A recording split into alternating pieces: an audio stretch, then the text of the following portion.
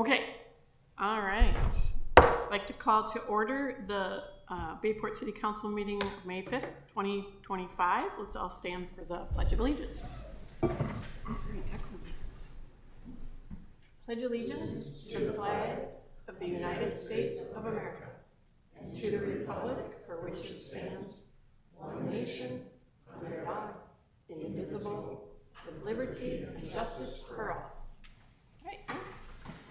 Matt, you want to call the roll? Councilmember Dahl. Present. Councilmember. I know. He said it's really echoey. Okay. Harrison, is there something up with the speakers? No, it's like really loud. Echoey, really loud. Like echoey in here. Hearing everything.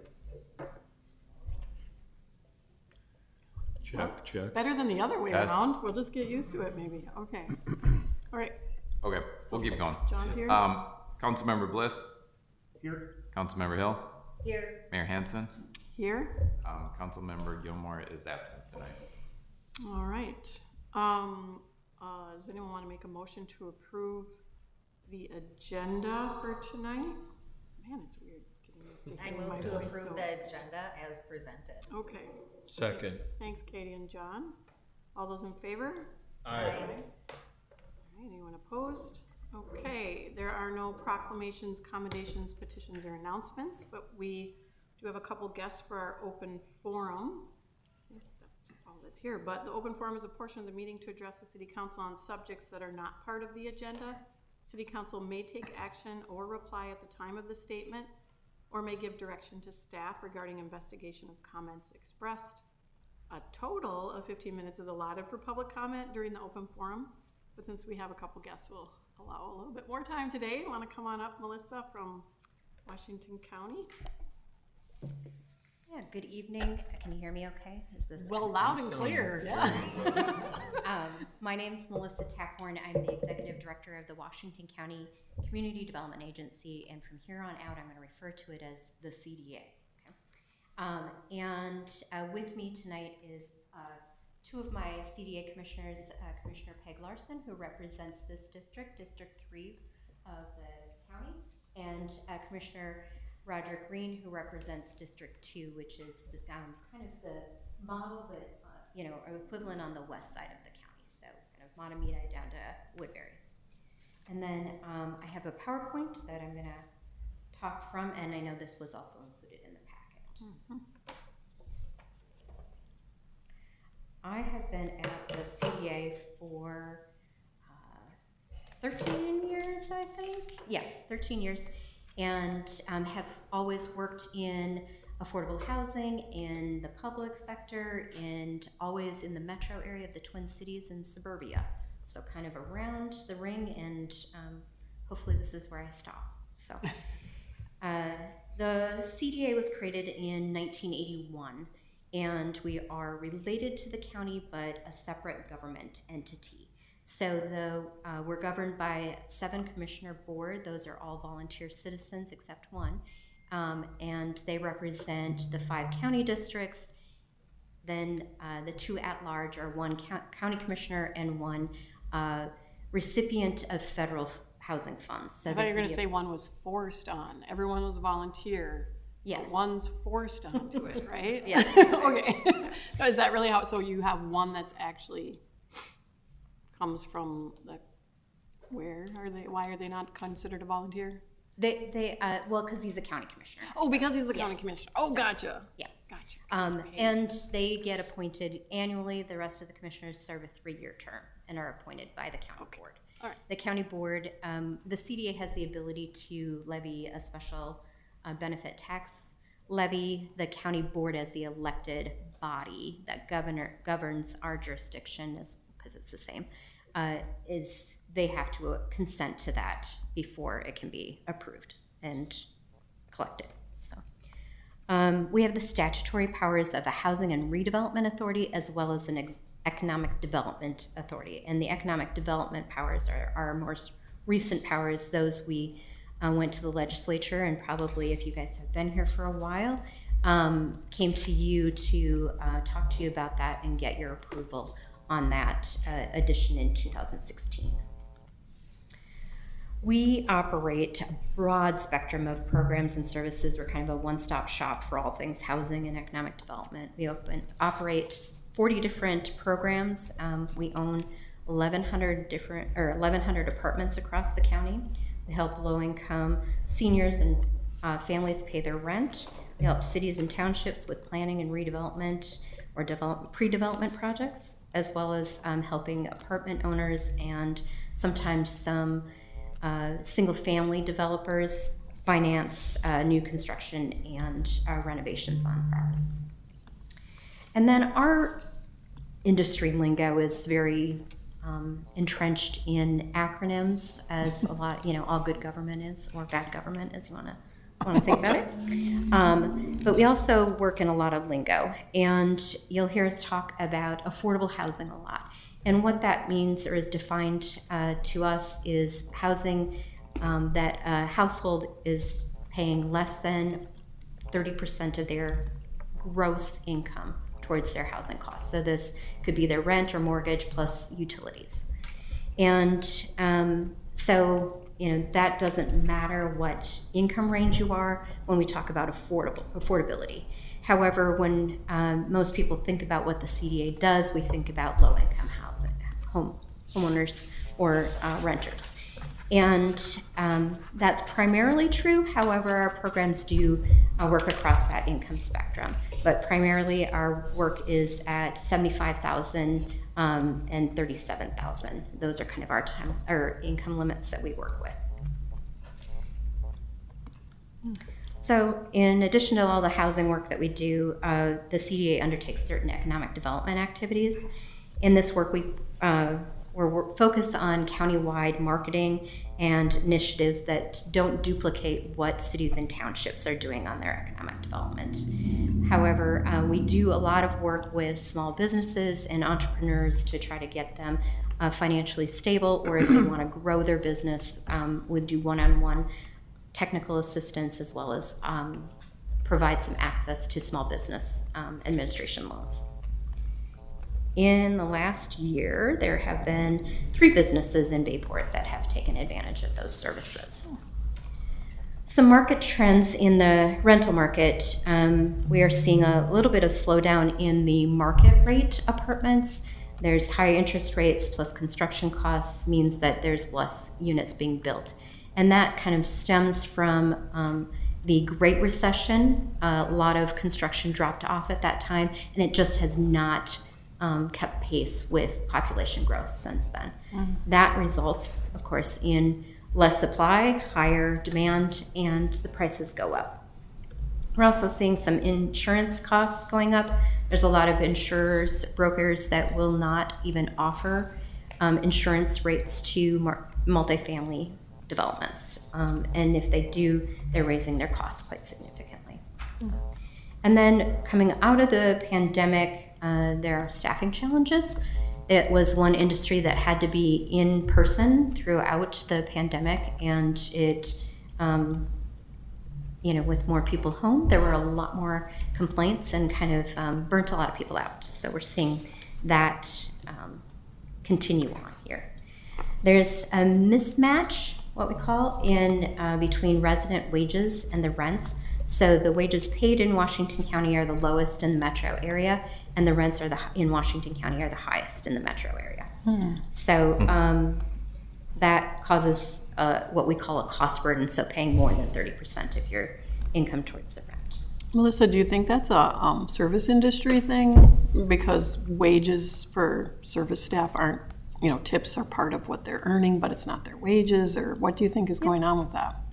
Mayor and council members, there's the types of jobs that are available in Washington County. Some of them are lower paying. It's the hospitality, the services, and retail that we see a lot of those positions available in the county. So that does have a lower wage paid, but we could also say the same for the downtowns. There's a lot of retail and hospitality type jobs there too.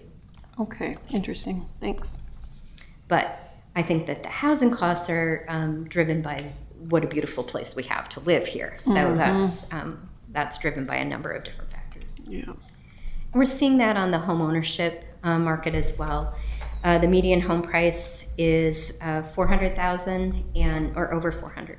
400,000? That sounded like not enough zeros for me.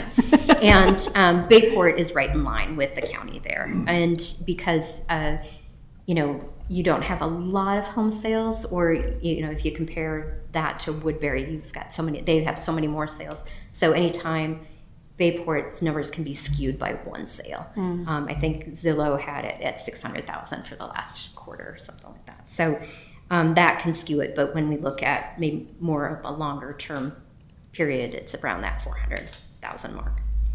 But this also is a mismatch. So we're seeing about 17% of all homeowners in the county are cost burdened, where renters it's about half, regardless of income. We adjust for income when it's lower income. It goes up to, I think, 80% or 79% of low-income seniors are cost burdened. That's our biggest issue right now. Which means that they're Paying more than 30% of their income. Yeah, and seniors are typically have fixed incomes. They have, pensions, Social Security. They're not where families or, a 20-year-old has greater earning potential. Seniors are, staying flat, and those COLA adjustments to Social Security are not keeping pace with the rents. And does that count people that are in senior living facilities, like assisted care and that kind of thing as well? So because they're paying a lot more to be It does there? not, because that also includes different services or health care in that cost. Okay. So, or meals. Okay, So gotcha. Those are taken. So that's taken care of in that. Yeah. Okay. And I do not know that percentage, but those have got to be. Okay, I was just wondering if that was substantial as skewing that in some way, but it sounds like it's not, so. And then one of the biggest programs that we have that I think is important in Bayport is our home improvement loan programs. We have a slate of different programs for different income points and uses. They vary based on how they're funded. And but the homes are older in Bayport, and we want to keep up that housing stock. And so this is a program that we definitely promote to all areas of the county, but something that Bayport residents can really take advantage of. One of our newest programs that the CDA board approved, I think last month, is the Repair and Renovate program. And this program is a new program for us that will go up to 115% of the area median income. So it's in that 140,000 range, depending on your household size. But then you'd be eligible. The other ones are kind of at 80% and 50% of the area median income. So, but Can you explain that more? I'm not sure I understand what that means. I just need to go back to a slide. Oop. So you'd be qualified for it, depending to qualify for it, we look at household income, but we pair that with like a household of one person, a single person household, and a 6-person household. There's variation in what those limits are. The area median incomes on here, this bottom line, are based on a 2-person household. So the 0 to 37,000 is what 30% of the area median income is for a 2-person household. Does that help? And so they could qualify for some kind of a repair and renovate program assistance, and right. And that is like a low cost loan or a low interest loan, or generally most of our home improvement loans are 0% interest deferred, and so you pay them back when you sell the home or transfer ownership in some way. And anyone on, what was the range? I'm sorry, now I made you go off that slide. But it would be about 75,000 and less. For most of these for programs. 2-person homes. Yes. Yep. So and they would reach out to you? No, I'm just yes. kidding. How would I get this? We have this on our website at washingtoncountycda.org, and then you can find the full slate of income limits by household size. And kinds of projects that you can do, or is that, I assume that's limited, like certain things that where you're actually upgrading versus like I need an egress window maybe. Right. That might not count. Code repair and health and safety things are the top priority, and then we go down from there. Okay. So some of these are very limited in, like, the home improvement loan program is funded by a federal source that is only $25,000. I don't know if you've done any home improvements on your home, but that does not go very far. It's better than so nothing. It could be a new roof for someone or a bathroom renovation if they have got plumbing problems, but Yeah. it generally won't be both. Yeah, So- yeah. Okay, cool. But the repair and renovate will go up to, I think, 40,000. Don't quote me on that one Okay. because it's a new program. And that one does have an interest rate and a repayment to it, so that it's funded with what is called the Local Affordable Housing Aid, and I'm going to talk about that next. Okay. So, in 2024 or 2023, the state legislature passed a $2 billion housing bill. And a couple of the things they included in there was a statewide affordable housing aid and a local affordable housing aid. The statewide is for all of the counties in Washington, or all of Minnesota, and is a state appropriation. The local affordable housing aid is just in the metro area for all 7 counties plus cities over 10,000. And that is paid for by a metro area sales tax. So in 2024, Washington County received $2.5 million. That's expected to go up because that was only half a year of collections. It'll be about $6 million in 2025. We don't have the exact numbers yet, but so we are putting that to good use in that repair and renovate program, as well as our Grow Fund, which helps developers build and preserve or renovate both multifamily and single-family homes. And so these are our priorities with those funds.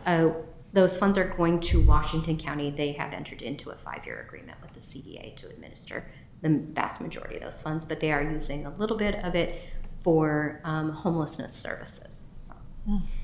And operation of the new emergency housing services building that's being under construction right now on their campus. So we're looking at preserving the existing affordable housing stock that we have, so that repair and renovate program, as well as multifamily, expanding the supply of affordable units. So that's what our Grow Fund, we provide funding that would be a subordinate loan to their first mortgage or bonds or tax credits. There's a variety of ways of funding affordable housing. This fills the gaps in that capital stack. And then increasing access to affordable housing. So we're doing some things with our rental assistance program, as well as providing some homebuyer grants to first-generation homebuyers, people who have generally been historically eliminated from the home buying process. And then increasing land supply for affordable housing. So we're looking at a few sites right now to buy for future development that the CDA would develop on. And then that is the end of my formal presentation. Just people that you might want to contact. Carly Schumann is our Deputy Executive Director and runs all of the home improvement loan programs, and not her own. We do have a staff of 35, so, but does all of that in the housing finance. Chris Eng is our Economic Development Director, and Ann Lindquist is our Housing Assistance Director, who does all of the tenant-based rental assistance programs.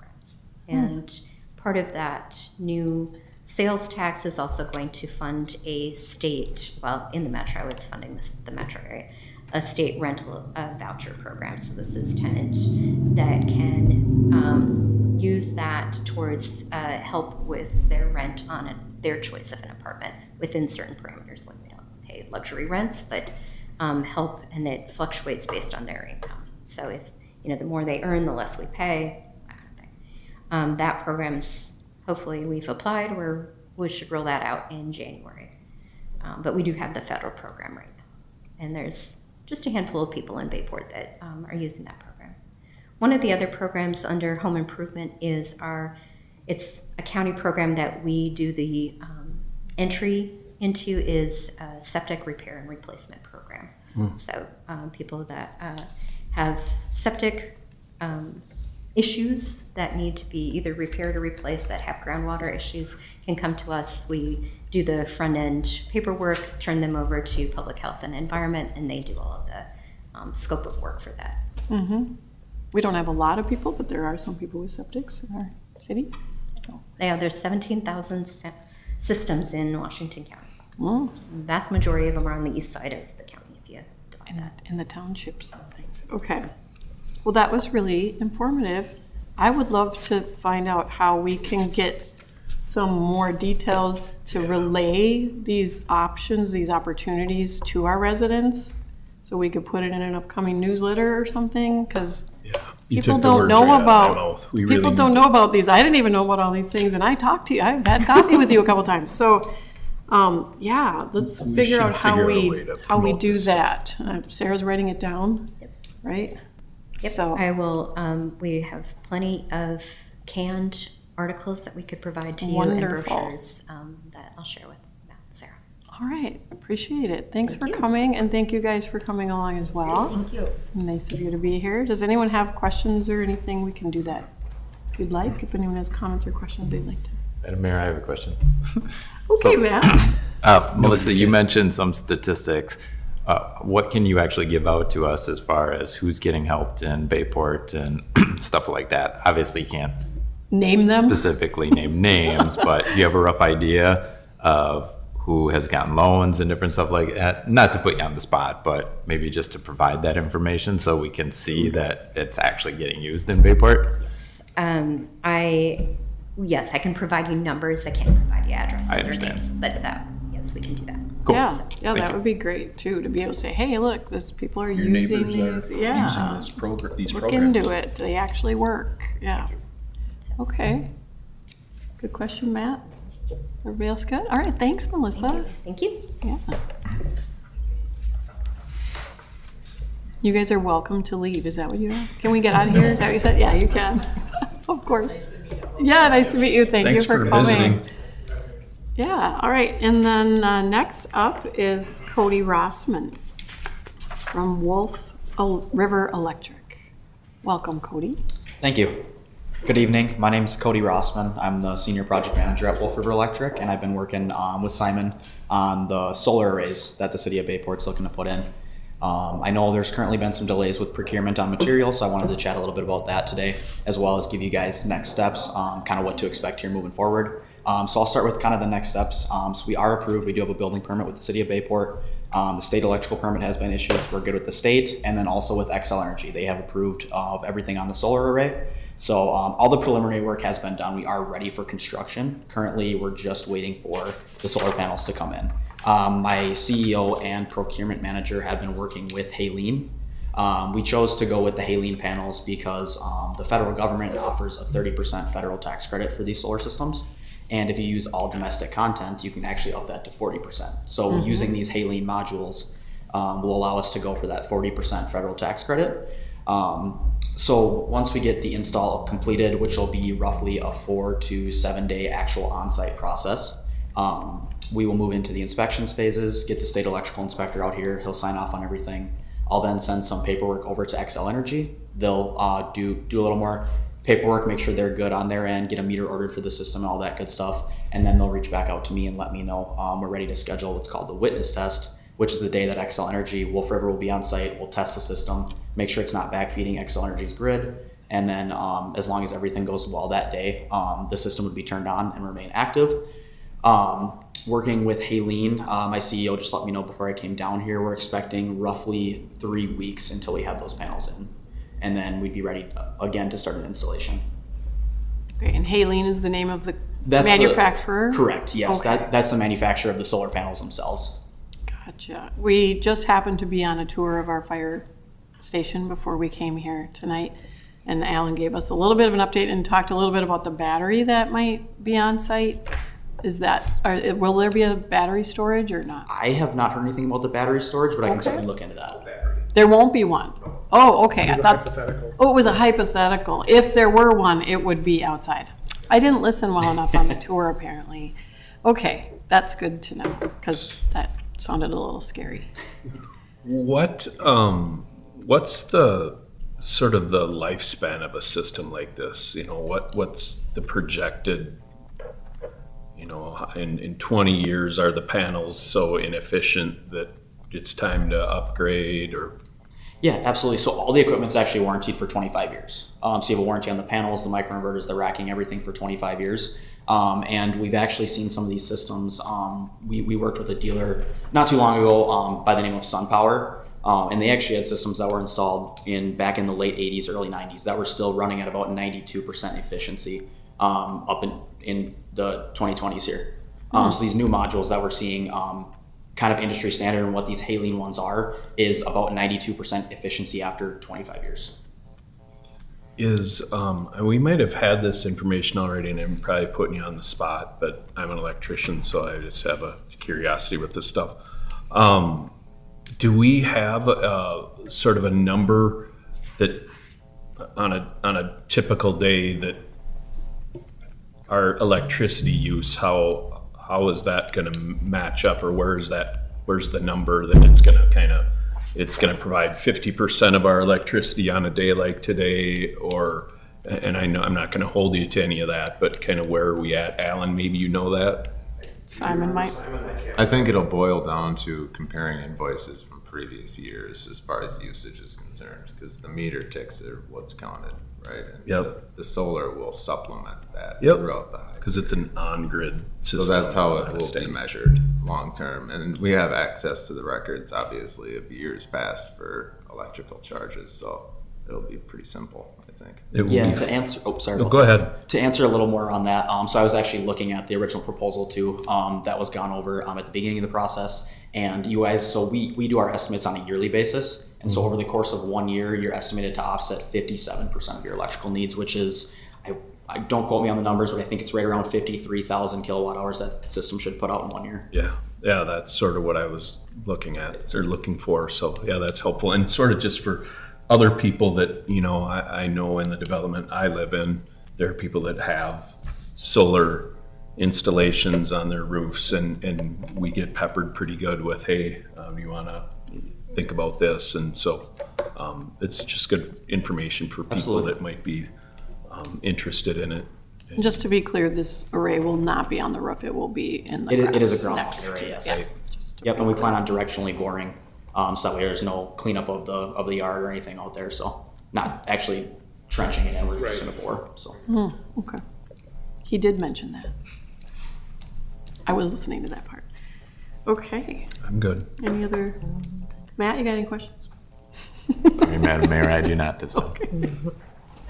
All right, thank you for coming. Yeah, I absolutely. really Thank you, guys. appreciate it. Thank you, Yeah, Cody. whoever set that up, thank you. If that was Simon, I appreciate that you let him come and chat with us. It'll be So fun 3 in more a weeks. year to see a utility bill and Yeah, where we're at. The first one. yeah. All right, great. And that was all through a grant, just to remind everyone, the city didn't pay to have this installation happen, so. But we will save that.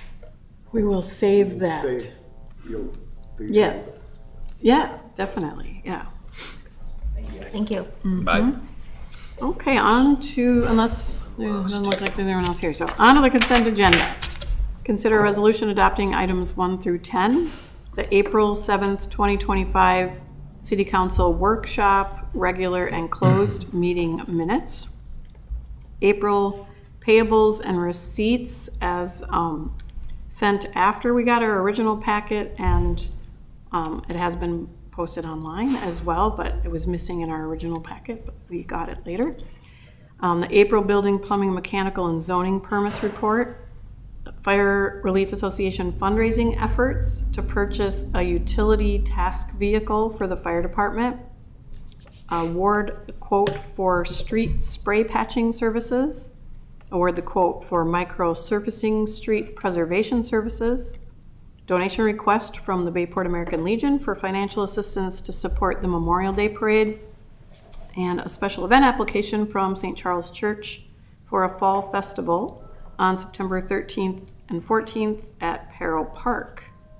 Do we have a motion to adopt a resolution approving the consent agenda as presented? I have a question, maybe is, Sure, John, what you got?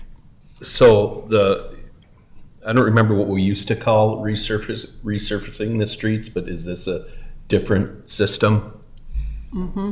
It is slightly different than the old put the rocks down thing, Just right? for people's Yeah. Public public service. edification on this. Worth, can you maybe Explain the seal spray. coat versus microsurface versus spray patch? So the difference would be, well, the order would be spray patch goes down first to essentially level out the road. There's bumps, waves, things like that. Alligatoring, we call it. I think you can imagine what that looks like on the roads. It's a sign of deterioration. The spray patch is essentially like an elephant trunk, and that'll go out and it'll patch those areas. You don't have to redo the whole road. You're able to kind of spray patch areas efficiently. It's a one-man crew, one truck.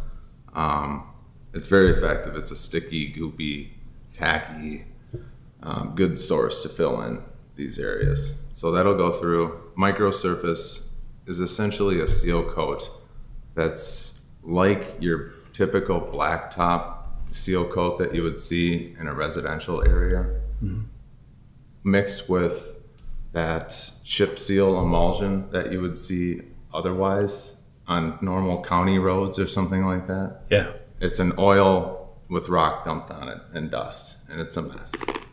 They kind of mix a fine sediment with the sealant as well, and they'll spread that over thicker in some areas, but at the end of it, and it's held up very well. You can go check out a lot of areas. Bayport's relatively new to this game, but it's a nice product. It looks nice. It gives you probably 7 years. It wears just like a normal road. But if you spray patch it first and then you do that as well, especially in a high traffic area, like for this one, it's going to be the Inspiration South entry. Needs it pretty badly. Yeah, it's bad. Didn't deserve necessarily complete reconstruction because it was holding up pretty well. This is a cost-effective way to cover a lot of square footage of streets and make it look nice, smooth it out. I'm not gonna say you can go rollerblading on it, but pretty close. Yeah. It's not bad. And then you can maintain that surface the same way as you would a normal road. You can crack seal that.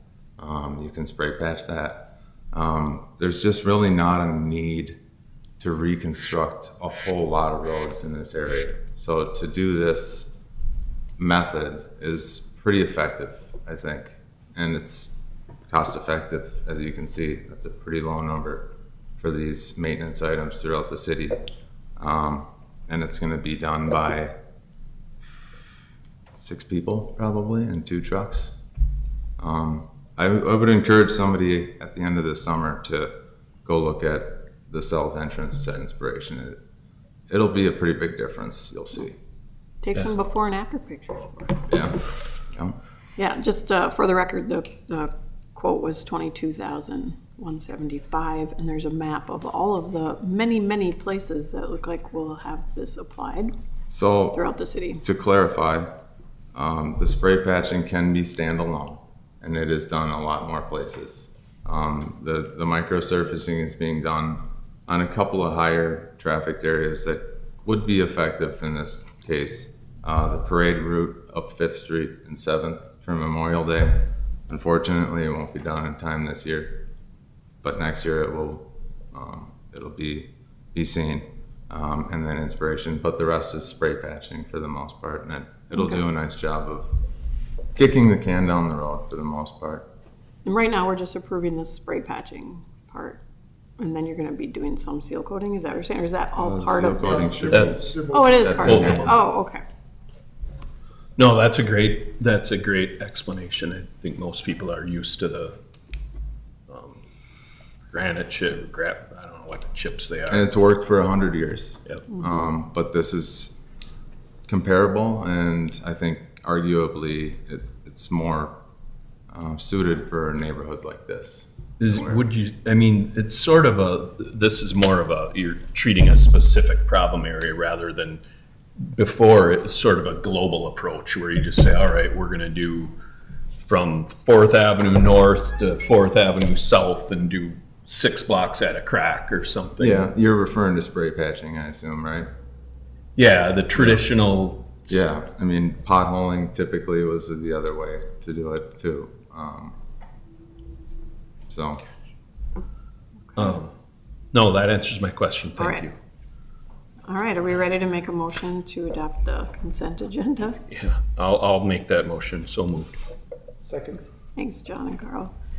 All right, roll call. Councilmember Dahl. Aye. Councilmember Bliss. Aye. Councilmember Hill. Aye. Mayor Hansen. Aye. There are no public hearings and we have no unfinished business, so on to new business. We're going to consider amendments to Appendix A, subdivisions of the Bayport City Code of Ordinances regarding guidelines for tree replacement species and summary for publication. Thank you, Madam Mayor, members of the council. This is a pretty straightforward change. Essentially, we're including information on or direction on how to replace trees in a subdivision.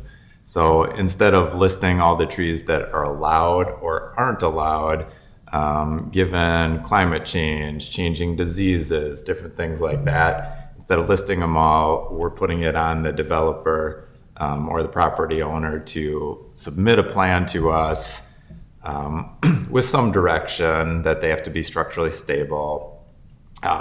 Invasives aren't allowed, prefer native trees, but also make sure that you account for potential climate change.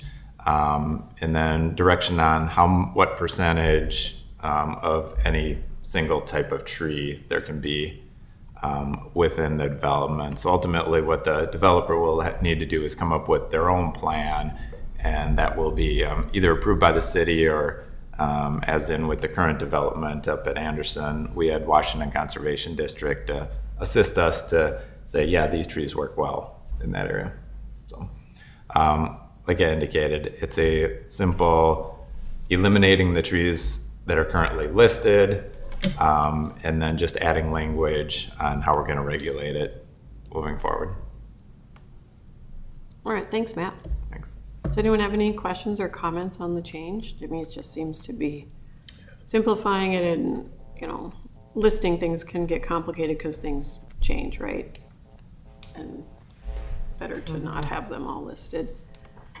I did ask Matt if we should have kind of like we do with fees, right? You just refer to the fee schedule. Like, should we have something where we update all the list of trees all the time? But we decided, and they decided, and I agree, that it's not worth it to have a standing list of trees. What is city approval? Is that? Yeah, Councilmember Bliss. Essentially, for developments that come up, you're required to provide a landscaping plan and a tree replacement plan. So their tree replacement plan would include where they plan on cutting down trees, removal, and then I believe our current code calls for 2-to-1 replacement. That would indicate, then you would have your list, which preferably they would go to a landscape designer for. That's what we've seen in the past, and that they're up to education on, what works good in terms of climate change, disease, different things like that, especially moving forward here in Minnesota. So So we're not largely adding work to this council because we're already doing this anyways. Yes, essentially, we've already kind of eliminated the list, especially with the school project and with the Anderson development. Essentially, I had them go back and make sure that the tree species wasn't a certain percentage of each one, and we recommended changes to both of those of trees that are included in this list. Great. So, Okay. Other questions? Or we can take a motion. I'll make it. I'll move to adopt amendment to Appendix A, subdivisions of the Bayport City Code of Ordinances regarding guidelines for tree replacement species and summary for publication. Anyone want to Oh, I second? second. Okay. Here. All right. One guy's gone and we're Thank falling you. apart here. I know. Ethan must hold us together. All right. Thanks, John and Katie. Roll call vote. Councilmember Dahl. Aye. Councilmember Bliss. Aye. Councilmember Hill. Aye. Mayor Hanson. Aye. All right, thanks. That passes, and we'll move on to, we were going to consider amendments to Chapter 54, Traffic and Vehicle of the Bayport City Code of Ordinances regarding regulations for recreational vehicles, ATVs, UTVs, snowmobiles, golf carts, trail bikes, and summary for publication of that.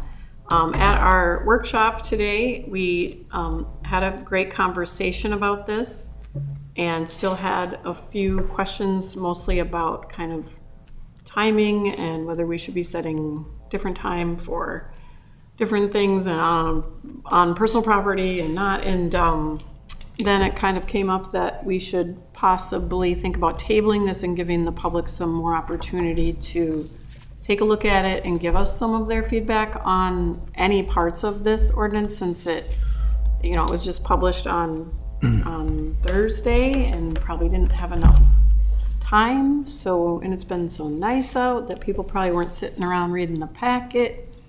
So anyways, that, we just thought we would, we had a great discussion, and we think that there could be some more feedback from the community on this before, and we're not in a huge hurry to make it happen. So we thought we could give it a little more time and table this till the next council meeting in June. So do I need a motion to table it then? Or does anyone else want to make any comment about that before we table it, or is that a good enough explanation? We're tabling it. I'll make a motion to table it. Okay, thanks, Katie. Second. Thanks, John. All right, did we just say all in favor when it's just tabling? Okay, all in favor? Aye. Anyone opposed? Okay, it'll also give Ethan a chance to chime in because he wasn't at the workshop today, so. All right, next is city council liaison reports. Carl, you wanna go first? Yeah, the airports commission didn't meet this month. Oh, okay, Nothing new on our end. all right, We will meet, actually we'll meet in May. okay, wonderful, thank you. John, you are with Watershed, and that's coming up this week, or did you already have it? Yep. Coming up this week, I'm gonna be in attendance, God willing. Couple things from last month that are Bayport related. We approved some new water monitoring equipment. They found our current equipment was damaged, so we approved money for, it's like $2,500, I think, for new equipment for water monitoring for Peril Creek. Is everything okay? Oh, whoops, sorry. Oh, goodness. My daughter needs. I know, and I got nervous because I'm Sorry. like, she doesn't usually come, and I got very Sorry, worried that there was an Can we emergency. skip me and I'll come right back to that. Okay, all right. Sorry, I thought, man, is she just being very patient and there's an emergency at home? Okay. All right. Katie, what's going on with the? Ecal, well, they had the Easter egg hunt, so that's already done. Turned out really good. I heard we were not there, Yeah. but yeah, it was beautiful. This weekend is the bar crawl starting at Woody's. You can still purchase tickets on their website. Otherwise, you could buy day of as well. Starting at Woody's and ending at Woody's with music. The ice cream social is on June 4th. That's a Wednesday. All three churches are involved. They're going to do a food pantry donation. Jill at the library has a band for us, and city council members and church members will be helping scoop. Garage sales is June 6th and 7th. I haven't seen a post yet about it, but normally they have something where you can get on their map. So that's always good. And then you can pick the maps up here at City Hall, and then they're at a lot of times at Holiday as well. Farmers Market will start on June 16th. And then Derby Days, they talk a lot about, or not a lot about, but that's the biggest event that they have, and everything's on schedule for there. Okay, great. And they're doing a contest for the t-shirts. The t-shirt, this yeah, that was year. just posted too, so you can go on their Facebook page and see all the requirements for that and everything, and make a t-shirt for Derby Days. Yeah, and it's only kids. Like, you have to either be in our elementary school or live in the area to do it. So Yeah. that'll be fun to see, and it has to have a duck in it. I Yes. read the rules. Yeah. That'll be really cute. All right, thanks, Katie. Do you want to finish your update? I can. I just Okay. have two other things. St. Croix United, we approved a grant for part of they're redoing their rain garden and getting a much more elaborate bioretention system. And the large part of the grant's coming from the conservation district. So I'm really interested to see I don't know that we're going to be able to see a lot, but what they end up with there. And then and I meant to talk to Matt about this, but it just slipped my mind. Something was brought up. I think I've seen some wording in our things before where on projects that Middle St. Croix Watershed looks at, sometimes it will say subject to WMO approval when where WMO is not a body that can approve or deny things. So they were just asking that cities get away from that practice. I don't know that Bayport's a big guilty party of that, but we, the councils of the cities, are the governing bodies. We just take input Take their from guidance and the WMO. approve it. And Gotcha. so it was throwing people for a loop and sort of putting us in the crosshairs, putting the WMO in the crosshairs when they really need to go back to their city and discuss those things. So, Yeah. but that is it for April. Okay, thanks. All right, I let's see, we're still working on updating the city website, and so we talked to the company that's doing it for us is Munibit, I think is how you say it. And they did a demo of their online payment system for us, so we had quite a few staff people there, and I was there just to kind of learn more about how it might work. So Lucas had this in his update as well, that we'll be moving towards some of the simpler online payments first and see how that goes. So that's kind of exciting, moving into the new century. I spent 3 days at the Washington County Emergency Preparedness Program. It was a free program at the Armory. I was invited by Doug Berglund, who is in charge of all of that. It was by invitation only, and there's only a couple mayors there and some city council people, but it was very, very interesting. We actually had a scenario. Day one was just kind of teaching us about, they kind of scared us, here showing us a bunch of videos of all the things that could go wrong at like events, things like that. And then day two was a scenario where someone drove a car into the Afton parade. Goodness. Yes, and there were Afton people there, specifically the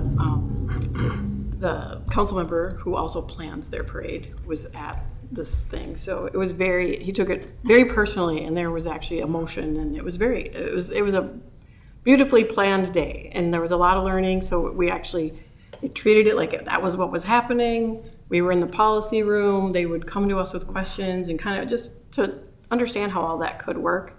We even had the mayor of Waukesha, Wisconsin came. They had someone drive into their parade. I don't know if you recall that. So he shared how that experience went for him as a mayor. So it was a very interesting program. If you ever get an invitation to that in the future as a council member or whatever, I would recommend it. I also went to the Regional Council of Mayors meeting. Let's see, my notes are very bad. It says I think it was Met Council and the Metro Transit people were there, and they provided some updates on what's going on with them. We broadly discussed federal and state updates that are affecting cities, but not much that was really too much to take away this time. Attended the Fire Relief Association meeting.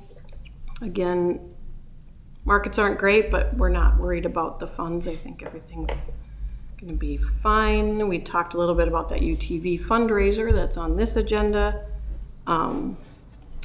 And let's see. We unfortunately had the meeting to accept Simon Worth's resignation as our Public Works Director.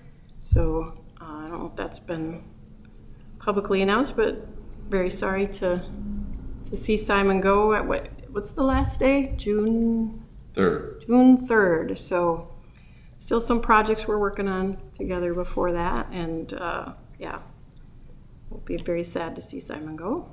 I attended the library board meeting.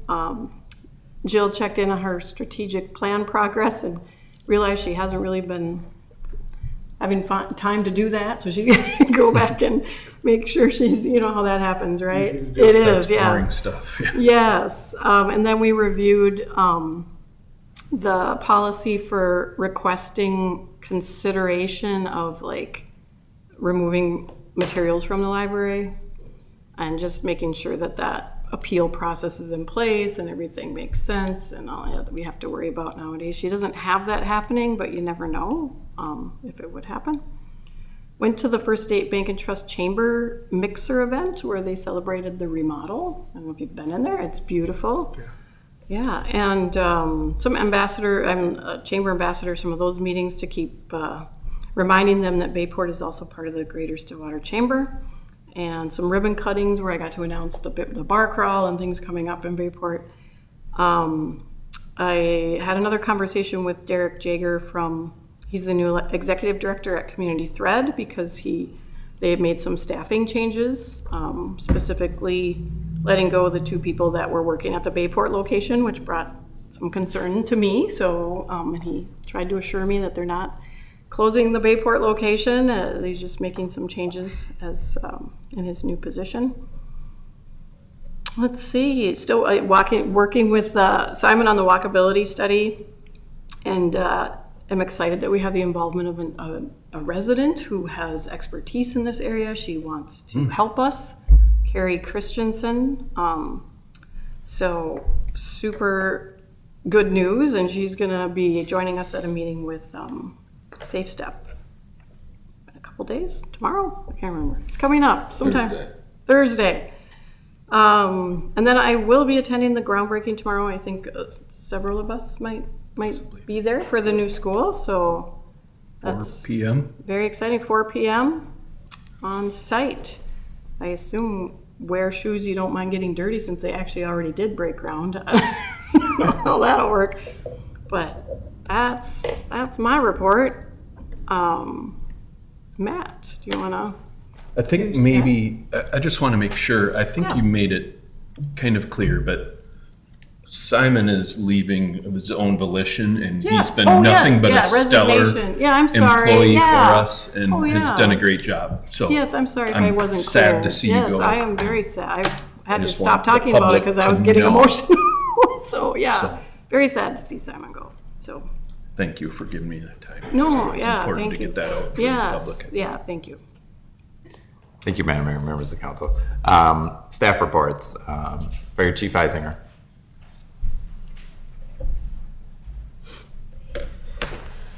Good evening, Madam Mayor and council members. For the month of April, our call volume was 82 compared to 100 in 2024. Our 2025 year-to-date is 389 compared to 379 in 2024. Our monthly drills were Excel Energy Tour, the quarterly EMS, our fire inspections are ongoing. Past meetings for April, we had members attend the FDIC conference, attended the Stillwater Area Lacrosse game, West Lakeland 2025 Road Project, Pre-Con, Fire Advisory Board that got canceled at the last minute, that we're rescheduling it. We have a Save Station ribbon cutting at the Stillwater Area High School. I don't know if you saw it on the news where we had that young member last year. They did put that Save Station out there, about $7,500. I'm encouraging West Lakeland and Lucy Winton Bells to put one there, and they're also encouraging us to take a look at it. These are safe stations or defibrillators that stay out there 24 hours a day, 365 days. They've got their own heater in them. They're connected to a phone or a IP device that as soon as somebody takes it out, 911 gets called and we get dispatched. So they've got 20, this was their 22nd one that they've put in since they lost their son in 2022. So they're really dedicated to it. And, we like to see more of them going through. So you'll probably be hit up because they know what cities we cover. Anniversaries for April, Dustin Vincent with 10 years, Brandon Johnson with 19, myself with 24 years. Wow. Jason Severson with 30 years. Upcoming events, we have the Washington County Fire Chiefs, and tomorrow I get to herd kittens. I'm sorry. We have the kindergarten class coming to tour the fire station, and that's such fun. It is. Wow, they get a lot of energy. Yeah. With that, I stand for questions.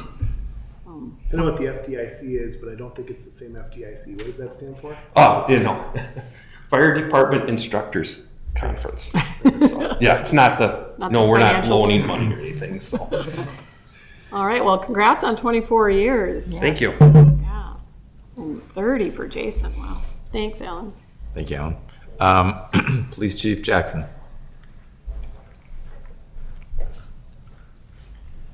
Madam Mayor, council members, a couple things. We did get word that there's some people that are concerned about the speeding again. It's come up. It seems to come up every so often online. I would encourage everyone to reach out to me so we can get specifics on where, timing. Email is the best way to get a hold of me, and then I can triage it from there to the officer that needs to handle it. So we did get a couple complaints and a request to use the speed sign. So we did get that put out there. My goal is to have that out as much as we can this summer. So if anybody has specific areas of concern, we're happy to add it to the list and get it out to that location. We've also had the council had mentioned the 2-hour parking near Anderson windows has been an issue. So we've been trying to increase our enforcement area in that as well. So my guys have been hitting that pretty hard along with the speeding stuff. So today I actually was able to join Officer Cornell and Officer Teskey out on the street today for a little bit to do some speed enforcement, and we were on Main Street and then also on 6th Street. So hopefully with the weather getting nice and people seem to just drive a little bit faster, we'll try and address some of those issues. Our public safety events, we participated in the Public Safety Appreciation Night with the boys lacrosse team. We also did the Easter egg hunt. And then coming up in just a little bit over a week, we have the scam and fraud presentation that we're doing up at the community thread. I was invited to go up there again and partner with First State Bank. So on May 13th, we're going to do that at 2:30 p.m. So it is open to anybody that would like to attend. Then obviously we have the parade, and then the ice cream social we'll be at. And then don't forget those with safety camp age children. July 14th and 15th is our new date. We are separating that from Night to Unite this year, just to make it a little bit easier for our staff. But as with anything, just reach out via email if you have any questions about anything. So I will stand for any questions the council has. Thank you. Yeah, thank you for being engaged and looking at, social media. And I think you've said before, I mean, the majority, like in terms of speeding, it's your neighbors, folks. So let's be courteous neighbors and slow down for each other. Yeah, and depending on, where the neighborhoods are, like Inspiration, I would say 98% of everyone that's speeding in Inspiration are Inspiration residents. Yep. Yeah, most people are just driving through Isn't there. a pass-through neighborhood. No. Some of the speeding we get on, Main Street, for example, is some Anderson windows traffic. So we try and educate as much as we can and get out there and hit different locations. So. Yeah, and to be clear, Main Street has an E on the end. It's not Highway 95, what some people think is our main street. Yeah. Okay, thank you for all you're doing. Thank you, officers. Public Works Director Worth. Mayor, members of the council, this past month really has been a little slower outdoors as far as the main projects are concerned, waiting on some things. Barker's Alps will start up again. The solar array, it was nice of Cody to stop in. I appreciated that. He did a very nice job, I thought. We have some irons in the fire. We have the 3M PFAS Priority 2 grant that we're awaiting response from. The state has been submitted. Currently working on the walkability study, as Mayor Hansen indicated. Seems to be growing, so that's fun. Yeah. Let's see, there's a new rain garden going in soon on the corner, just kitty corner from the city hall over by the church there. That'll be a pretty neat project. It should go in pretty quick, but keep an eye out for that. Start ash tree inventory here pretty quickly now that the leaves are budding, so we can start figuring out which trees we're going to start replacing here one to one. minor projects around town. Everybody else can read, I'm sure, but for the most part, as the mayor indicated, I will be stepping back from my role, and thank you for the kind words there, John. Decided, I believe it was, Matt kind of indicated that I should have let him know right before the council meeting last time, so it was before the council. We discussed it after the council meeting last month, so apologize for the timing, but it just felt right, and plan to just take a step back, take some time, recharge, spend some time with the family, and before deciding what's next. But it's been an honor. It's been quite an opportunity. Bayport is a very well-oiled machine, and it's been a true pleasure to be a part of something that means business, and it's all business, and I love it. So it's been a lot of fun. I've learned a lot, met a lot of great people. Can certainly call on me anytime. Be happy to interact with anybody I've met. So it's been a lot of fun. Just done to take a step back, but I appreciate the opportunity for sure. So with that, I stand for questions. No, just piggybacking on that, and again, it was, I had an opportunity to get Simon on the phone in my real life career outside of here with a city related thing, and it was so refreshing to call a number.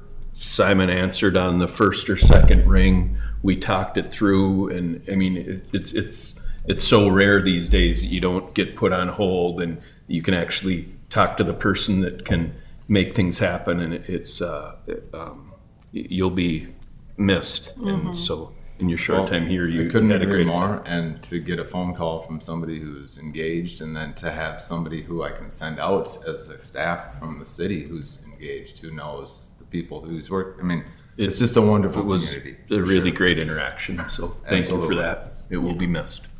Yeah, thanks. I want to just say how much I've appreciated how you do get stuff done, and how you've kind of jumped on the bandwagons of all my crazy ideas, and we've gotten some really cool things done as a result. So yeah, gonna miss you a lot. So. Well, I'll be around for another month. I know, but I think that's what's gonna months go by fast. take for sure to hand some things off. So Yeah. I appreciate it. No, and I'm glad you're doing what's best for you. Heck yeah. You know, you need to take care of yourself if that's what you need to do. So Appreciate it. yeah. Yeah, thank you for everything. All the grants that you sign up for. Yeah, all those are my crazy everything. ideas. Yeah, I love that. Yeah, it's So great. it's great Yeah. for us, and Yeah. we'll miss you. Thank you. I can't just text now when I have a problem. Warn the new Yeah. guy. Pretty nice. Yeah, warn Matt for a while. He's got pretty big shoes to fill for how Yeah. he really does. Yeah. And I do have an ash tree in my front yard. Is it on the list? know you do. Okay, good. My husband is very worried that you're gonna, written in the it's gonna file. get lost in the shuffle because Simon's not. It is gonna be written on the file. Don't worry. It's So- not getting missed. here. All right. Thank you so Thank you, much. Simon. You bet. All right. All right, thanks, Simon. Assistant Administrator Taylor. Madam Mayor, members of the council, Planning Commission meeting will be held on Monday, June 23rd at 6 p.m. Agenda items include a final plat and plan unit development plan for the Bay Haven development by Pratt Homes. And also the multifamily component now has been decided on at 70 units, and At Home is the name of the company that will be doing that part of the project. We also have extensive remodel projects at 10 and 13 Point Road, and these are mostly reconstruction to comply with floodplain regulations. We also have a zoning ordinance amendment to provide 50% impervious surface credit for decks within the R2 zoning district.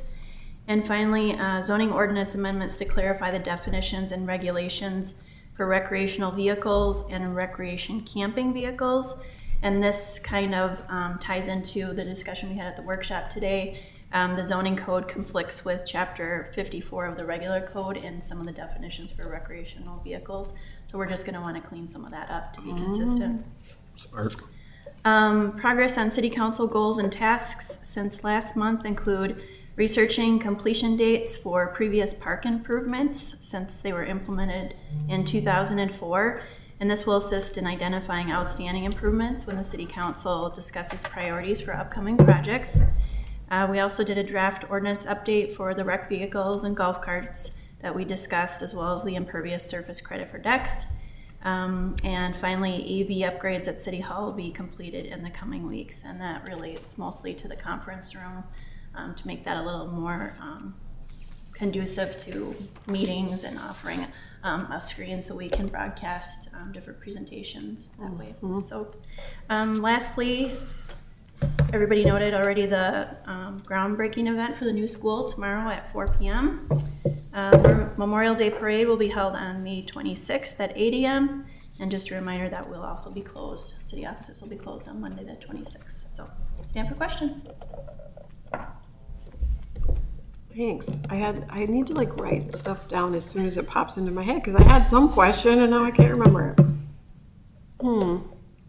I just really appreciate we by that I mean you guys, because we don't do anything, but just in terms of the ordinances, I really We just say, let's look at that ordinance and then they I do it. appreciate being proactive with that stuff. Yeah, And yeah. it really, it matters. That stuff really does matter, and it makes maybe future councils and mayors' jobs and staff's job a lot easier. So I appreciate all the work that's been happening to that end. So I can kind of add to that too, John. I should have mentioned this when the ordinance came up in the regular meeting, but the reason we're tabling it is the city staff did a great job putting it together.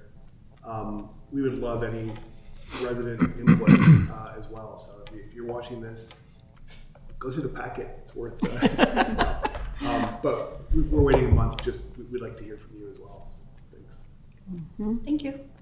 Yeah, I think my comment was just again, that park improvement discussion. We will be having our June workshop will be about that, and I will get my job done, which is trying to summarize a couple of those binders. And it's just setting aside the time. It hasn't really taken months to do it. It's just me setting aside the time. So I'm almost done, and then I'll get that to you, and we can kind of piece everything together, and we can have something ready for the June workshop for us all to look at. But there's a lot of things to talk about. It'll be an exciting conversation about where we should go next in planning for our parks. that's So, fun stuff. Yeah, for sure. So thank you, Sarah. You're welcome. And members of the council, just a couple of short things, just to piggyback on the Bayport Elementary School. As mentioned, there's groundbreaking tomorrow. They have been moving forward fairly quickly with their water and sewer mains. They have all been installed, and I believe foundation and footing work has been started as we speak this week. So I'm sure you'll soon start to see a structure come up in place, which will be cool. City is currently in the process of seeking candidates for both the full-time fire chief position and unfortunately the public works director position. The fire chief position closes on May 15th and the public works director position closes on the 22nd. Interviews will be conducted shortly thereafter with onboarding for both of those jobs sometime in July or August. Just an update on 2 Point Road and 18 Point Road. The default judgment that was moving forward, the city has been awarded default judgment for those properties for non-compliance to the city zoning code. So the result of that judgment is that the city is allowed legally to move forward with cleanup of that property. Now, there's a whole ton of buts to that statement, and Chief Jackson and Attorney Johnson and I will be meeting on Thursday kind of to put all those but statements together and then get back to you probably at the June meeting would be my guess, or June workshop. We're not missing, I mean, we've waited this long essentially for this to happen. And because of the property owner's ability to appeal, we're not missing out on a lot of time at that point.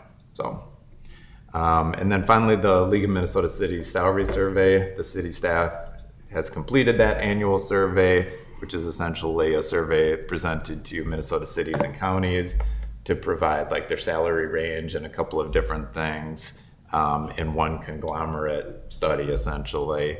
And the city will be looking at that to review the non-union staff for comparable and equitable salary for the coming year.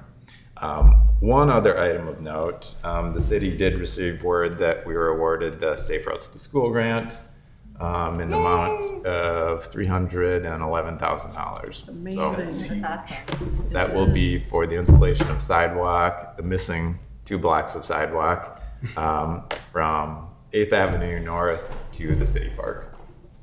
So, with that, With no assessments. Street, no, correct, no assessment. along Fifth Avenue, 8th Sorry. Street to the park. Yeah, Yes. sorry. No assessments with that, yeah. So the city, that's only for the construction cost of, or the estimated construction cost, excuse me, of the work. The city is still liable or on the hook for the engineering costs. Okay. With that, I'll stand for questions. Do you, any idea when, did I miss, like, when that project might kick off? Timeline? Yeah, so John Perotti is putting together, a city engineer, is putting together a proposal for completion of like the plan set, survey work for approval at the June council meeting. Once that gets approved, there's probably a chance that we could put everything together, bid it, and get it completed this winter. But the grant goes through 2026. So the hope would be to do it this year, and if we can do it, we will definitely make that push. I hope so, thank you. How are we looking for the Barker's dirt parking lot grand opening? Wait, before we move on to that, can I just mention that you did go and speak to all of the homeowners along that stretch, just for council's information, so they're aware that it's happening. Okay. Yep. Now, how are we doing with the dirt parking? Good question. That is a very good question. I haven't got an update on that, but the projection was not until June to actually have a gravel parking lot for use.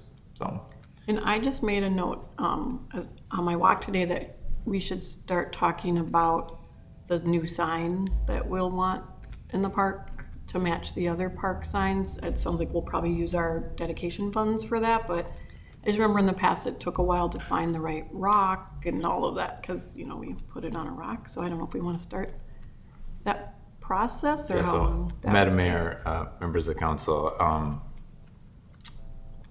Mary in the office actually got a quote a number of months ago. So She's there's already on it. 3 rocks that they proposed tossed out there as being a possibility. I believe the one that probably would work the best was about $6,000 if I remember correctly. And relative to how much in park dedication fees, just so people know we're not using it all up on a sign. It's a very small fraction of what we will be getting. Yeah, and that cost, sorry, Madam Mayor, that cost did not include like site prep, concrete Wow. base, or deliver, or setting the stone. So That's just the rock, the rock. basically? Any of that stuff in-house, or you guys? I don't steer think away we're from setting those a guys? 5-ton rock or whatever No. it is with our crane on the back of the sewer truck. No, sorry. I Okay. missed this. Does anyone have any other announcements or items they'd like to talk about? Nope. Make a motion? I move to adjourn the meeting. Second. All right. Thank you, Katie and Carl. All in favor? Aye. Aye. All right. We be adjourned.